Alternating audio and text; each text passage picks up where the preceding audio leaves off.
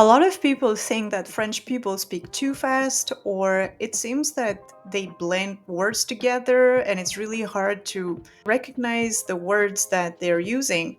So maybe you might understand the sentence if it's written, but if it's a French person saying it, it's really hard to recognize all the words in the sentence.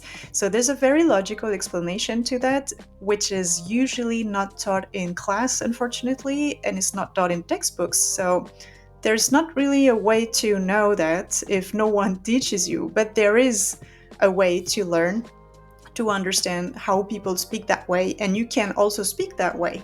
So I'm going to teach you now how it works. Let's get started. You need to know that we use two main types of connections between words. The first one you might know is called liaison. Liaison is a type of connection we make between two specific words. For example, a type of liaison would be between an article and a noun. For example, un appartement.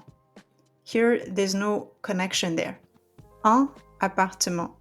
But the liaison will allow me to pronounce the last consonant of that article and link it to the noun. So it's going to become un appartement. Okay, so this is called a liaison. Another type of liaison we have is between a pronoun and a verb.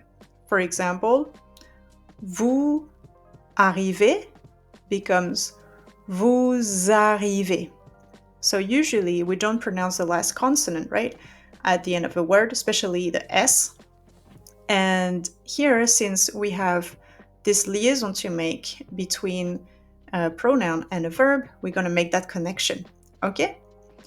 Then you can have also a liaison between a preposition and a noun.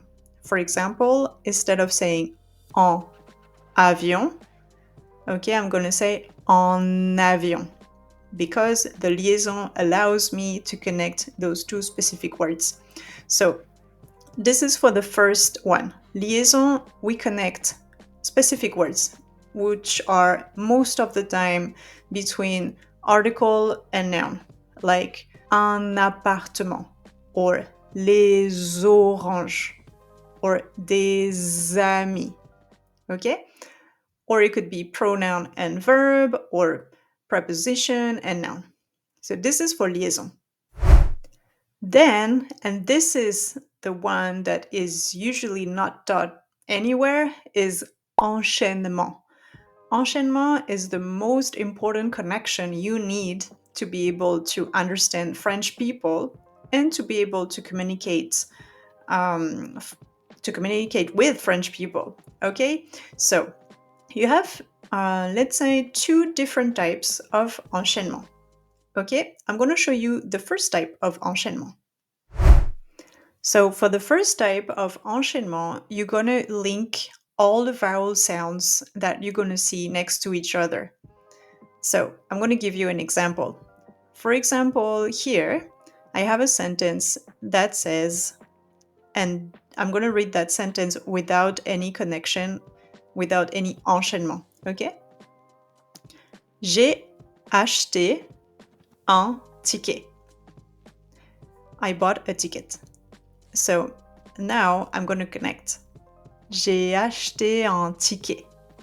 See, it sounds like one word because I try to connect everything together. Okay, so when you read, try not to read everything separately. So if you have vowel sounds next to each other, you shouldn't make a pause between them. So see how I do? J'ai a. I don't say j'ai acheté. I say j'ai acheté and then un. J'ai acheté un ticket. Okay, and this is why it's so important to know how to pronounce each sound correctly in French, because the next step is these enchaînements and putting all those vowels together. Okay, I'll give you another example. Next example is without enchaînement. Je bois une bière. I drink a beer. If I do the enchaînement, je bois une bière. Je bois une bière. Okay, so see that there's that flow there. Okay, and it sounds less robotic in a way. Okay, so another example is Maria arrive. If you have two similar vowel sounds next to each other, then your vowel is going to get longer.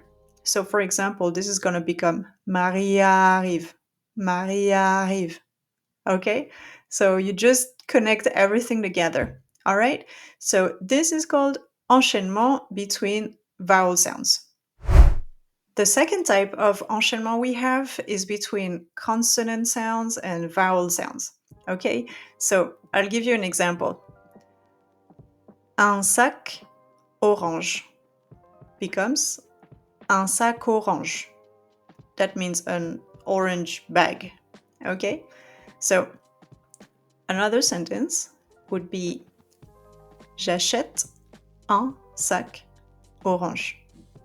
If I connect with enchaînement, it becomes j'achète un sac orange. J'achète un sac orange. You see the difference?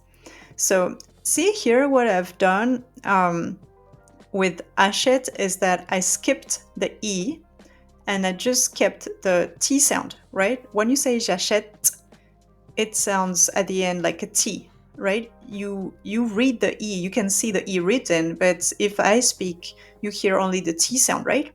So technically it's consonant sound and vowel sound. So you shouldn't pay too much attention to the written part, okay? So it's mostly something you need to hear, right? J'achète un sac orange. Okay? So for those enchaînements, you're gonna have to skip a few letters, okay? But then you're gonna ask me, okay, so how do I know which letter to skip? So in this video, I'm going to show you the main letters that we skip to make that enchaînement and create that flow. Okay, so here it is. First, we skip letters with those 4 main pronouns, so you can remember those because we do that a lot. So first is with je. So you probably know that the je has also a contracted form with J apostrophe, right? So for example, you say je mange, but if you have a verb starting with the vowel, then you would say j'arrive, for example, right? You wouldn't say je arrive. But in everyday life, we usually use a contracted form for every verb. For example, instead of saying je mange, we usually say je mange, je mange. Okay? Another example, instead of saying je pars, we say je pars, je pars. So there's nothing wrong in saying je pars, but it's just like it's something that you're going to hear a lot. Okay? So it's better to get used to it. All right? So this is for je. Then you have the pronoun tu. Okay, so in theory, we don't have a contracted form for tu, but in everyday life, we do have one. So, for example, instead of saying tu arrives, we say t'arrives, and we skip the u. Okay, we do that only when you have a verb starting with a vowel sound. Okay, so we don't do that if the verb is starting with the consonant sound because it'll be really hard to say otherwise. For example, tu pars, if I skip the U, it's going to be t'pars, t'pars. It's too hard to say. So we do it with the je, but we don't do it with the tu part. Okay, so we use that contracted form only in front of a verb starting with the vowel sound. Okay? Then the next one, and this is a very, very, very common one, is the il. Okay? So with the il, if you have this pronoun in front of a verb starting with a consonant sound, then you're going to skip the L sound. For example, instead of saying il fait beau, you're going to say il fait beau. Il fait beau aujourd'hui. Or instead of saying il travaille, you're going to say il travaille. Okay? You don't hear the L sound. Another example would be with s'il vous plaît, please, right? S'il vous plaît, we say s'il vous plaît, s'il vous plaît. It's a lot easier to say even for us, okay? And it's going to be the same if you have il plural. So for example, if you say il mange tout, plural form, we're going to say il mange tout. Okay, so be careful if you have a verb starting with the vowel sound, then you keep the L. Okay, so in that case, we would say, for example, il arrive. Okay, and we connect because it makes it easier for us to say that way. Or if it's plural form, you would say ils arrivent. Okay, and this time you would have to connect with the Z. Okay, ils arrivent. Alors, so that's for the pronouns. Also, there's something that we do with ilia. Ilia, we skip the il completely and it becomes ya. For example, if you want to say il y a du fromage, there is cheese, we say y a du fromage. Okay, so these are really, really common letters that we skip when it comes to pronouns. Okay? The second thing that we skip a lot is the ne in the negation. So, you know, the negation is usually ne plus pas, or it's ne plus a negative little word like ne pas, ne plus, right? So when you have this negation, we usually skip the ne and we keep the pas. Okay, so that's in everyday conversations. So for example, if I want to say I don't eat, I would say je ne mange pas. Okay, but if I skip the ne, then it becomes je mange pas. And now if I want to connect the contracted form of the pronoun je with a verb, it becomes je mange pas. Ça va? So we do that a lot. We tend to skip the ne in the negation. Okay? Okay, now I'm going to show you 3 words that you should know because it's going to help you a lot in the flow. So these words are ending in TRE or DRE or BLE. So the first one in TRE is more common. And when you have a word with this ending and the following word starts with a consonant sound, then you should skip the RE at the end. I'll show you an example. So I'm going to show you an example without connection and then I'm going to show you the connection. L'autre jour, pour notre fête, j'ai mangé 4 plats. Okay? Now I'm going to skip the RE. L'autre jour, pour notre fête, j'ai mangé 4 plats. Ça va? 4 plats. So, I see that here you don't hear the RE, and even for us, it's easier not to pronounce that R, because when you have that R sound followed by another consonant sound, it doesn't make it easy to pronounce, so we tend to skip that. And another example would be with DRE at the end. So for example, here I have je dois répondre lundi. If I skip the RE at the end, it becomes je dois répondre lundi.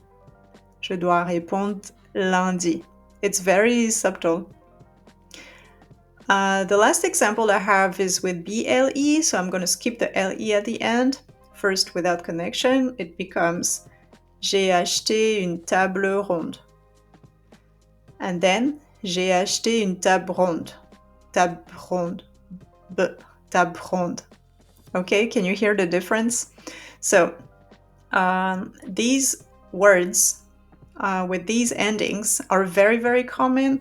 So, if you see them followed by a consonant sound, you can skip the RE. It's going to be a lot easier to pronounce. Okay?